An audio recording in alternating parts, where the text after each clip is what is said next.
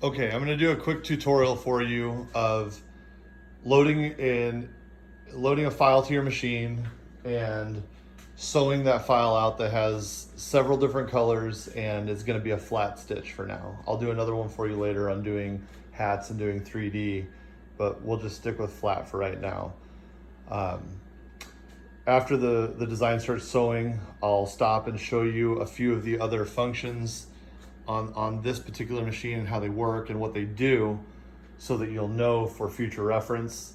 But a lot of those you're going to have to use situationally. We're going to be doing this particular sew out just on a piece of backing or two pieces of backing, just for testing purposes. But it works the same as if you had a shirt on there. Just with a shirt, you're going to have to make sure that you've got it loaded on the machine properly and it's not going to sew itself to itself. So our first step is going to be putting our design into our machine. Sorry for the mess around here, but I didn't clean up before I started videoing. So put your memory stick that already has your design loaded onto it inside of your machine. Make sure that you have this unlocked, because if it's locked, you won't be able to do the next step. We're gonna reload the same image, but I'll just have it in there twice, then I can delete it out later. So I'm gonna click on my file. Then, because I have a memory stick in, it's gonna auto-populate to this piece here. If I have the memory stick in and I want to just select something that's already in my machine, I need to click this. Since we're here, now I'm gonna go through, and you see some of these have stitch numbers and some of them have files. The files are because I have files set up on my memory stick for most of my clients so that I know where the piece is. So I'm gonna go back until I get to the one that I want, which I got the wrong one.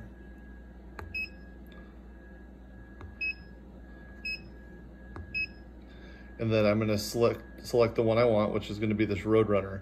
I don't know why I need to call Racoma, but basically everything I do, I get the right one, and then I get another file of it that says 1194 stitches.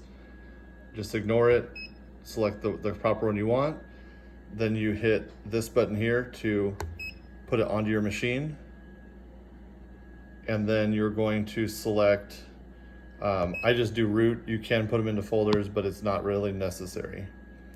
So then we're gonna hit OK. Now that's gonna put it to the last in line. So when I go to my machine's memory now, and then I go back, it's gonna be the last one on there.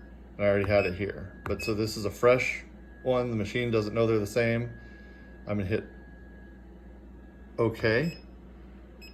That selects it. Now we have the first thing we need to do is set what our colors are going to be, and the colors can vary depending on what you have on top of your machine. In this case, because I don't have it pulled up on my computer, I'm actually going to go and hit File, go to this just like before. I'm going to select the old one because I've got the numbers in there so I can get them really quick. So our numbers are going to be 13, 13, 15, 11, 15.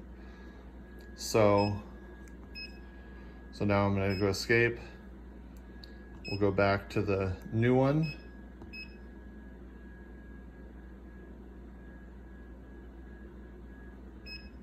Thirteen, 13, 15, 11, 15. 13, 13, 15, 11, 13. Okay. So we're gonna go click on that button to get to the threads. Go 13, 13, 15, 11, 13. You'll know you have them all in there when this stops. And that'll come up more in 3D embroidery, depending on who does the digitizing for you. So we'll talk about that at a later point. But if this blue box moves on and you're out of numbers, you're missing a number. So then we're gonna hit OK. Now that's all set to go. Our next step that we need to take is now we need to put our hoop on that has the backing or the shirt or whatever you're embroidering on into the machine. Sorry, I'm doing this alone, so bear with me. Now, the step that you have to do every time, no matter what you're doing, is when we're done sewing this, before we can't just put the next one on. If I was doing it on this machine, I could just put the next one in and hit start, and I'm good to go. But on this machine, I've had major problems with that, and finally got Racoma to admit to me that there was a problem with the programming of the machine.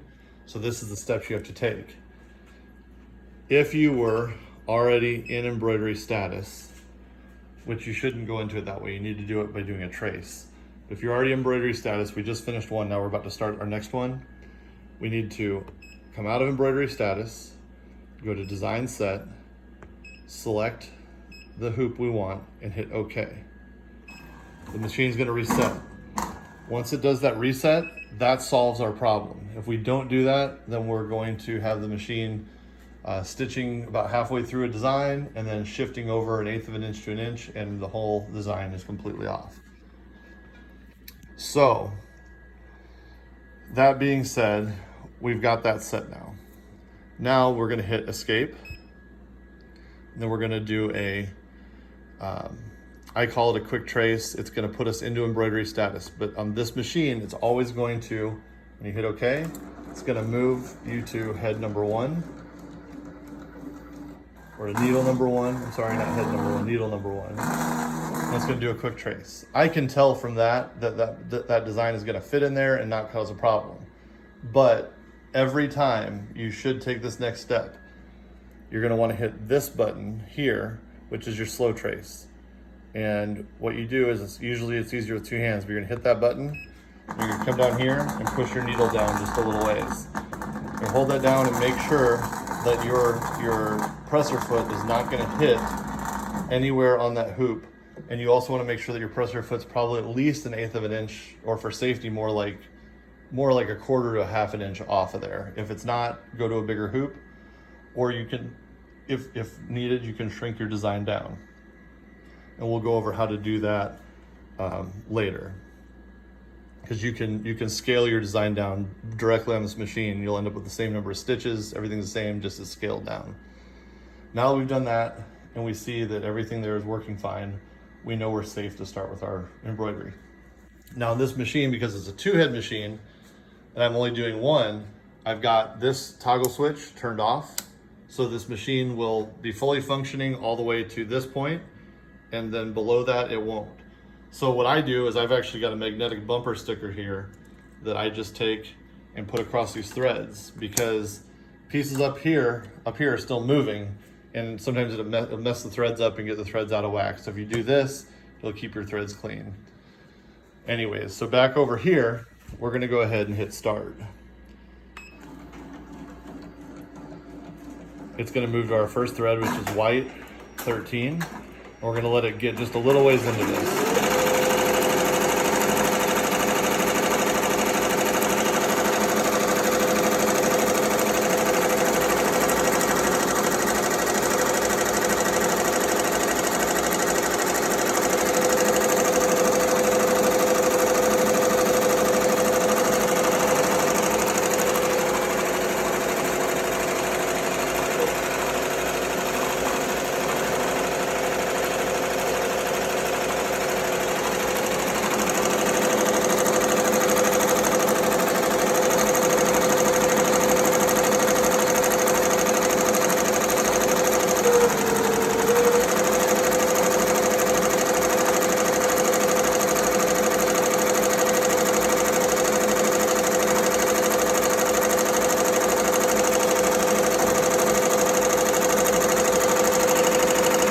Okay, I think you can hear me. At this point, I want to go ahead and stop.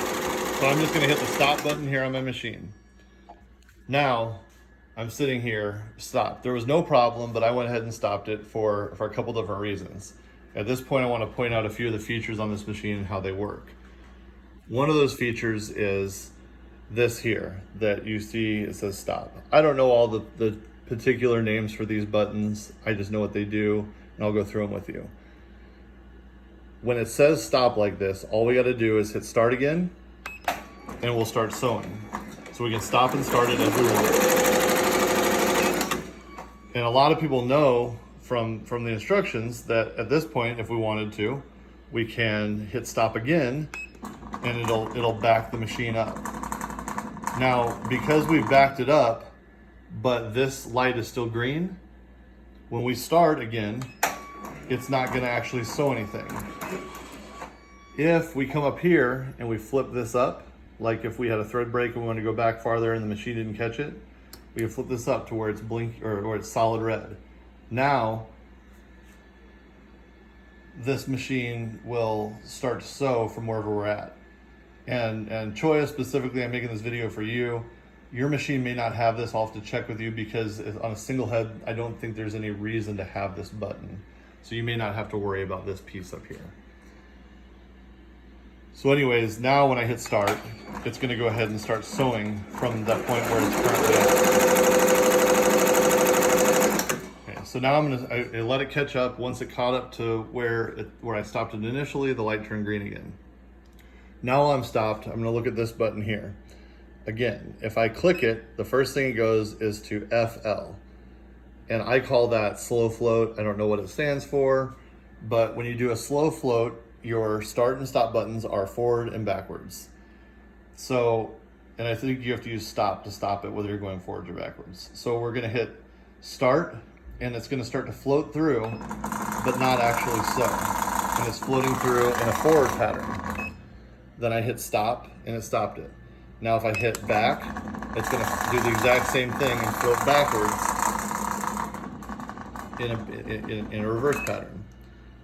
So we can jump to different points within our embroidery as we see fit. If we hit it again, I call it fast float. This one is gonna do the same thing that the last one did, but it will not make the machine move at all until you stop it. Once you stop it, the machine will reset to the point where the needle needs to be at. So here I'm hitting start, and you'll see on the machine what it's doing here. It's going through all this, but nothing's happening down here. Now, when I stop it, we're gonna be on the second color. We're gonna be on the third color now. So I hit stop, and it repositioned the machine to where it wants to be. But I've skipped over my first two colors, which are white, and we're gonna be on the third color. So when I hit start, it's gonna actually move the whole head. I'm sorry. At this point, then I would need to hit this one more time, two more times, and we're back to stop. Then I can hit sew again. It's gonna move the whole head to our next color, and I didn't cut that white string, which I should have, but I just wanted you to see what's gonna happen there. So now I can go ahead and hit this, then we go back to fast float. I'll hit the end button, and we're gonna go back. And we're gonna let it get all the way back to where we wanted to be.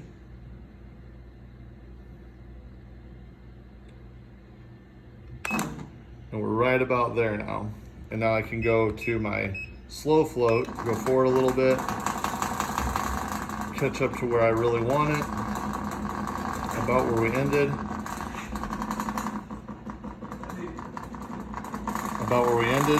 And stop it.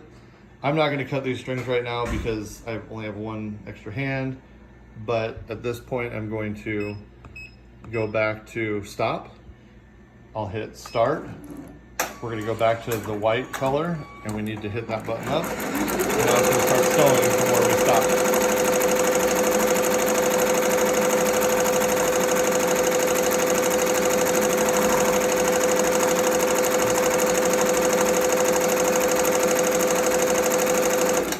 All right, so I've got a few random strings hanging around. No big deal, because this is just purely a test.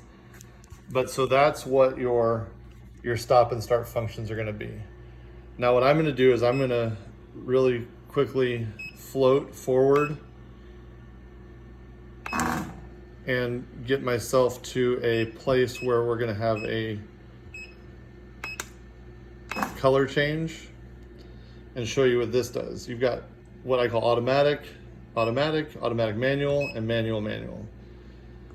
The two you'll probably use are automatic and automatic manual. All this does is on automatic is as it finishes color 1 and goes to color 2, it automatically switch heads and continue on forward. If for some reason you want to stop it, you want the machine to stop between colors, for any reason, you can set it on automatic manual. Then we'll just do it in fast float because it should work there. Once you get to the next color, the machine is going to automatically stop and make you hit start again to start on the next color. I should do it right about here, so we'll see what happens. Okay, so now it finished color 1. Now all I have to do is hit start, and it'll start doing color 2. Color 2 happened to be the same color, so it didn't have to switch needles. The places you'd use this is like doing 3D embroidery if you didn't want to program in for the machine to stop just on that one color. It becomes kind of problematic because it adds a lot of steps and you have to keep getting up and hitting start. But that's what that button does.